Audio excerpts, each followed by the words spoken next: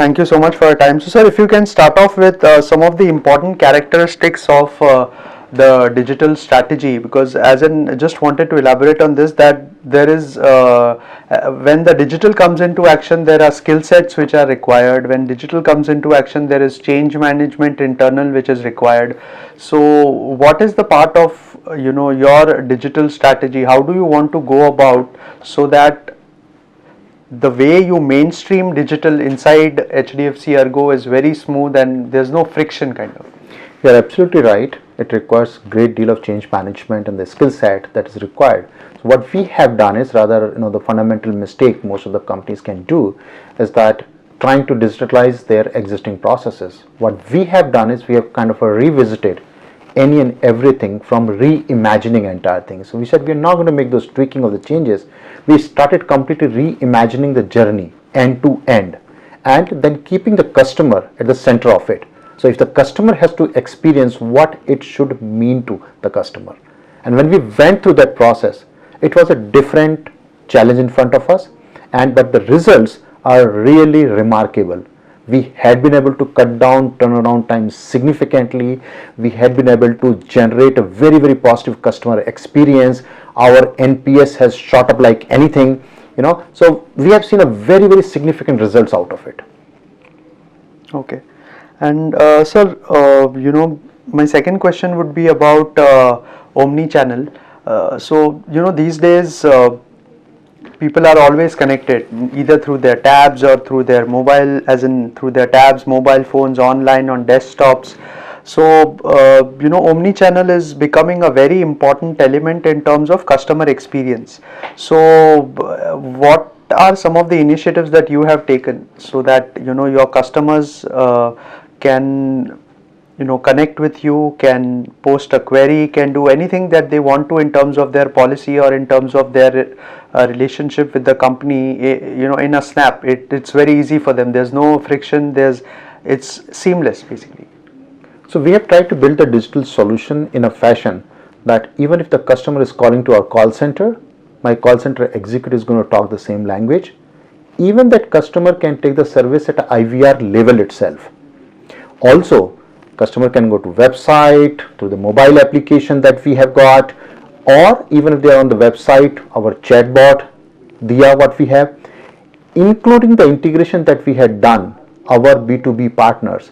So, suppose a change needs to be done in a policy copy, etc., you can initiate the change even from the partner site if they had enabled it, or through the partner, and that would reflect virtually in real time in our systems.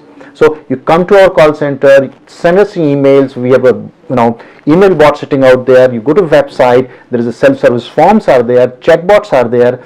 IVR is we thought that IVR probably is an age-old story, but we are seeing a great adoption on IVR itself, because so many times people do not go to the website. They directly jump onto our toll-free number, but then they get to hear an IVR which can service their requirement, and we are seeing a good adoption of that part. In fact, to the extent that we thought claim is an extremely sensitive area and people would not like to adopt a self-service on the claims part. But the moment we launched it unannounced, we saw that good number of customers came online and registered their claim. And then we tried to see that what happens from the NPS, Net Promoter Score point of view. We found that was rather higher. So even if somebody not is speaking to the customer, they are very comfortable. Okay, and now we are trying to propagate it. Our objective in general is that close to 80% of our servicing needs the customer have, they should be fulfilled in a self-service portal, more like net banking, including the transaction that require premium to be paid. So we are integrating our payment gateways even for the servicing needs. As I speak, we are already at a 65% of our requests are already available. We want to take it to 80% in next few months. Okay, sir, which of the technology platforms that you provide to your customers is being used the most by your customers, and where does the omni-channel part come in terms of when they use that platform, there is some other platform that they use again to address the same query, because the previous platform was not available to them when they posted it the first time. So have you found those kind of trends by using your analytics, that there are two platforms which are the most used by the customers, and then you align your strategy accordingly? So we are seeing a heavy adoption on website and IVR. And third category which is emerging is the chatbots. Okay.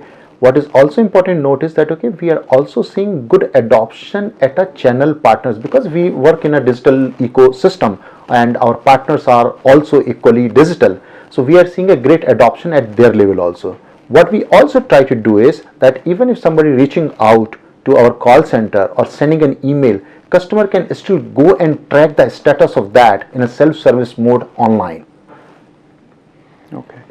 And sir, are there any insurance products which are managed end to end on the digital platform, or if you can start off with that? In fact, all our motor, health, travel, all our retail high volume products are being managed today end to end on the digital platform. And when I say that, customer can come and buy directly online themselves. Some products does require where customer needs assistance. He wants to understand more, but that's the only intervention is there, that we make a phone call to the customer, explain to it. But there are certain products which is high volume, we don't even make any telephone calls also. So it's entirely customer comes, research on their own and buys the product. That's number one. Number two is that even our channel partners, so for example our agents, they had been enabled and empowered with the digital solution, and they can issue the policy using that platform. Our health product which our agent sells, it's so digital in nature that even booking the appointment with the lab is being done online by the channel partner. Proper communication goes to the labs and to the customer, and the journey automatically get fulfilled in a completely touch-free manner. Okay. And sir, the space of underwriting is the most important, because that's where, be it any area of operations, be it health, be it motor insurance, be it any other kind of insurance, because that's where I think that if you're getting in good customers, 50% of the any hassles that you might face with the customer are solved there itself.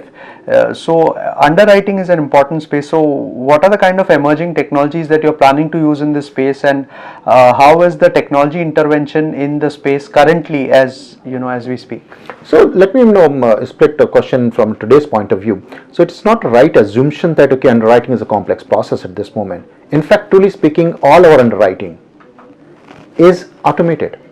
So somebody wants to buy a motor product, there is no underwriting involved. In fact, to the extent that even if there is a break-in in the policy and we need to do an inspection, we are sending a mobile link to the customer, and they are doing the survey also on their own, and within 1 hour we are approving it as well, and customer through the same journey, a quick application they download, they can make the payment as well. Our health, to a greater extent, or I would say 70-80% is touch free. The cases where the customer has to go for a medical checkup, there also we use artificial intelligence solutions, rule-based engine, etc. to do an auto underwrite on that. Only few cases which requires manual intervention, because some additional tests to be done, some additional scrutiny to be done, X-ray film to be seen, etc. Those are the only places where underwriter get involved. Otherwise, most of our retail product journey is touch free, end to end, completely automated underwriting. Okay. And sir, about the operational efficiencies, in terms of how digital can impact operational efficiencies, do you find any attributes, this might be discussed during the board meetings, is that do you find any attributes wherein you can directly kind of characterize digital to be having a direct impact on improving your operational efficiency? Absolutely.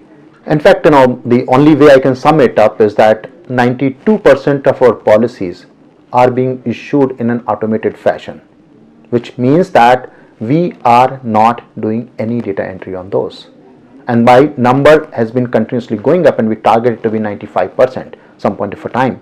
Okay, our servicing needs at the same time has gone down because customers are adopting digital with IVR, self-service, chatbot, email bot, etc. So we are able to service our customer in a touch-free fashion, which only means that okay, customer does not really have to come down. My number of calls that used to come on the call center, they have gone drastically down. So we are certainly seeing a significant operational efficiencies coming out of digital. And more than that, in fact, operational efficiency is one part of it.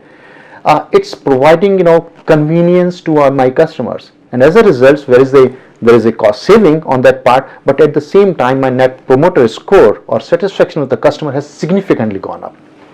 Okay, and sir, about your partnership with startups, because you have across the globe, I think you have partnerships in various countries through your, as in through your partner, you are collaborating with various startups. So, in which areas are you collaborating with them, and what can we hear about HDFC ERGO? In which areas will they use technology heavily to expand their business? So now we are heavily involved. You are absolutely right. Both at our parent Ergo level and Munich Re level, and there is a tremendous focus on the startup ecosystem. As we speak, we are already running our internet incubation center, and we had already shortlisted 9 startups which we are going to work with them, and most of those are on the imaging side, artificial intelligence, blockchain. So these are the areas we are continuously exploring because we are heavily data centric, and for us to be able to effectively understand the data and draw meaning out of and take automated decisions, it's very important that we understand images on the one part and the internal external data. Okay, so just one last question on blockchain. Blockchain is something which is really emerging, although it's still not going mainstream, because people say that unless you don't make consortiums, unless the industry as a whole doesn't collaborate, you will not be able to unleash the potential that blockchain has. So are you trying to use blockchain privately just at the HDFC ERGO level, or are there any talks in the general insurance space in India where multiple companies, insurance companies, come together and use blockchain?